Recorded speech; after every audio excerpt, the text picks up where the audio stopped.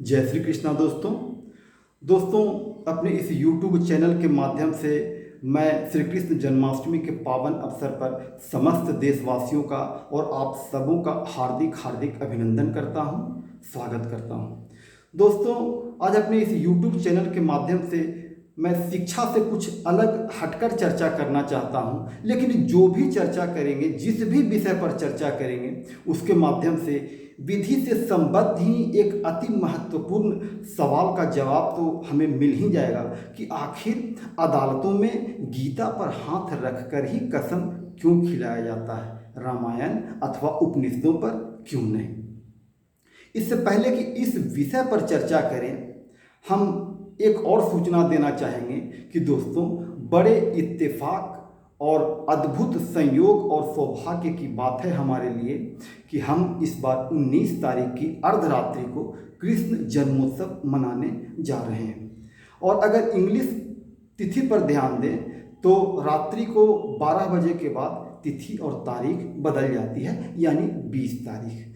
तो इस संदर्भ में मैं आपको ये जानकारी देना चाहता हूँ कि 20 तारीख यानी 20 अगस्त हमारा जन्मदिन है और इस अवसर पर मैं आप सबों का आशीर्वाद और प्यार निरंतर चाहूँगा।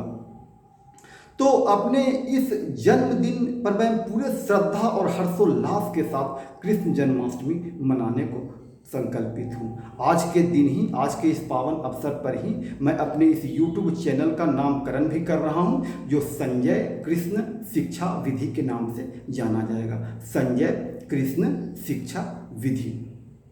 अगर कृष्ण की जन्म की बात करें तो कृष्ण के जन्म का समय भी बड़ा प्रासंगिक है। भादों की भयावह अंधेरी रात का भी सर्वाधिक भयावह प्रहर यानी अर्धरात्रि, और ये अर्धरात्रि का जन्म भी बड़ा प्रासंगिक है। अगर राम के साथ हम तुलनात्मक रूप से देखें तो राम का जन्म 12 बजे की दोपहर को है, 12 बजे के दिन को है, जबकि कृष्ण का जन्म 12 बजे की अर्धरात्रि, दिन 12 बजे का दिन यानी उजाला और 12 बजे का रात यानी अंधकार।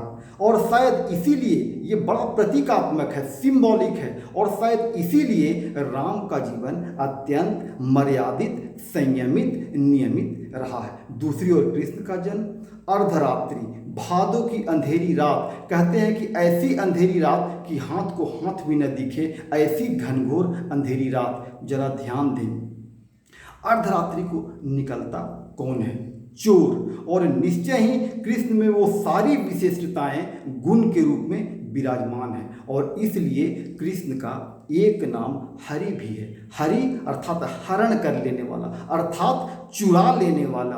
और कृष्ण क्या चुराता है? वो सबके दुखों को, सबके अहंकार को, सबके संताप को, सबके दुख दर्दों को चुरा लेता है, हरण कर लेता है। जरा इसी संदर्भ में हम इसके प्रसंग को समझें। दोस्तों, जब अर्धरात्रि में जन्म लिया तो मामा कंस एवं दरबारियों की नींदें चुरा ली, उसकी नींदें हरण कर ली और चुपके से कारागार से निकल गए। जन्म के साथ ही इनकी जान पर बंध आई। अघासुर, बकासुर, पूतना जैसे राक्षसों और राक्षसियों का इन्होंने जीवन हरण कर लिया, इसका जीवन चुरा लिया। थोड़ा बड़े हुए तो बालपन में माखन चुराया, युवावस्था में गोपियों का दिल चुराया, और कुरुक्षेत्र में कौरवों के जबड़ों से जीत चुरा लिया। याद कीजिए, कौरवों की सेना में भीष्म, द्रोण, कृपा, कर्ण जैसे कितने महारथी थे कि ऐसे महारथी थे कि जिन्हें देखकर कर्ण अर्जुन की प्रत्यंचा ढीली पड़ गई थी, तो उसे मनोबल श्री कृष्ण ने गीता के माध्यम से प्रदान किया था और उनके जबड़ों से जीत को छीन लिया था। और इससे भी अगर ऊपर देखें तो जवानी में गोपियों का दिल चुराया, और सर्वोपरि तो बचपन से लेकर अंत तक श्री कृष्ण ने सबका चित्त चुराया। और यही जो उनके चरित्र की विशिष्टता है, उन्हें ऐसा बहुआयामी, मल्टी डायमेंशनल स्वरूप प्रदान करते हैं कि समस्त मानव जाति, यहाँ तक कि परमात्मा के इतिहास में भी ऐसा बहुआयामी व्यक्तित्व खोजना मुश्किल है। राम निश्चय ही बहुत बड़े हैं, मर्यादा पुरुषोत्तम है, परंतु उनका जीवन अत्यंत मर्यादित एवं लोक जीवन से प्रभावित है, जब वो एक व्यक्ति के कहने पर भी अपनी पत्नी का त्याग कर सकते हैं। तो उनका जीवन एक लीक पर, समानांतर रेखा पर चलने वाला है, जब वो मर्यादा से बंधे हुए जीवन जीते हैं। उनके जीवन में हंसी, गान, नृत्य, विनोद के लिए स्थान बहुत ही सीमित है। दूसरी ओर उपनिषद के ऋषि भी कितने ही ज्ञानी हों, कितने ही जानकार हों, परंतु वो धीर हैं, गंभीर हैं और अवतारी तो उन्हें किसी भी तरह से नहीं कहा जा सकता। दूसरी तरफ कृष्ण पूर्ण अवतार हैं।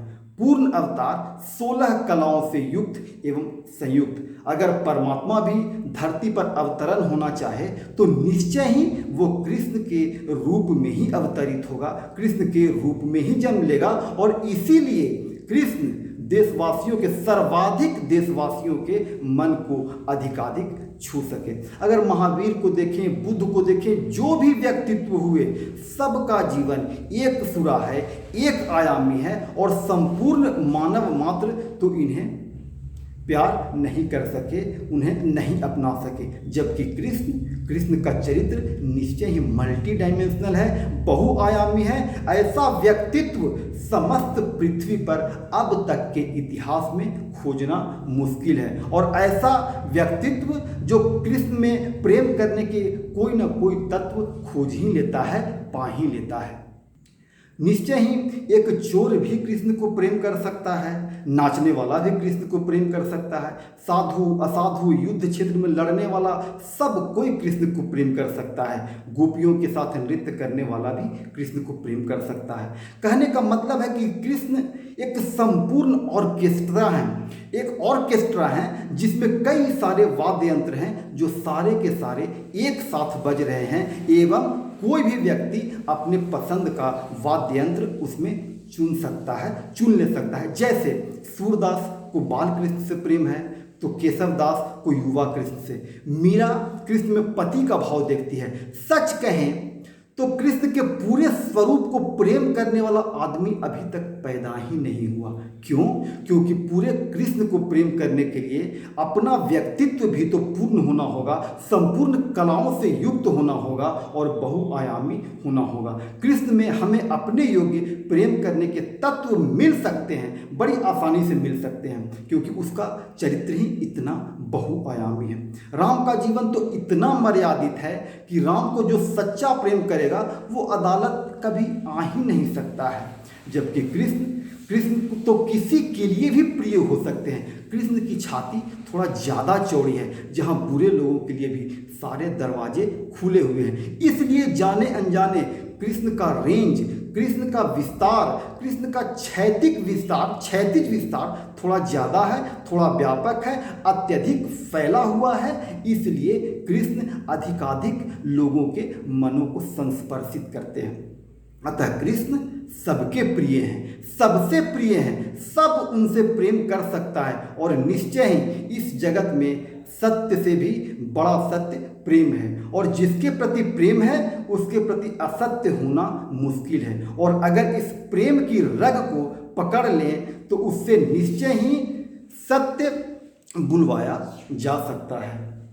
कृष्ण के प्रति चूंकि सबको प्रेम है, अतः कृष्ण की गीता जो विश्व की सर्वाधिक भाषाओं में अनुदित है कि कसम खिलाकर सत्य बुलवाया जा सकता है। ध्यान दें, ध्यान समझें। चूंकि कृष्ण के व्यक्तित्व से, कृष्ण की रचित गीता से सबको प्रेम है, और जिसके प्रति प्रेम होगा उसके प्रति आप असत्य हो नहीं सकते हैं। इसलिए उसे स्पर्श कराकर, गीता का स्पर्श कराकर इंसान को सत्य बुलवाया जा सकता है। और यही वजह है कि अदालतों में गीता का स्पर्श कराया जाता है, गीता को स्पर्श कराकर कस्में खिलाई जाती है। सबसे संपूर्ण शास्त्र अगर पृथ्वी पर कोई है तो वो शस्त्र शास्त्री संहिता महाभारत के 700 श्लोकों वाली गीता है, क्योंकि बोला ही गया है वो पूर्ण अवतार, पूर्ण आयामी परमात्मा द्वारा रचित है। दोस्तों, कृष्ण धर्म की ऊंचाइयों पर अवस्थित होकर भी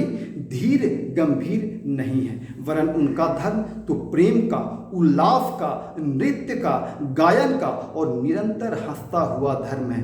परिस्थितियाँ कितनी भी कठिन हो, संयोग वियोग कितना भी दुस्सह हो, फिर भी उनके अधरों पर मुस्कान है, ओंठों पर बंसी की मधुर तान है, पैरों में थिरकन है, नृत्य है। और यही तो आज के मानसिक तनाव, विषाद एवं अवसाद से घिरे मानवता हेतु संदेश है। हरे कृष्णा, जय श्री कृष्णा दोस्तों।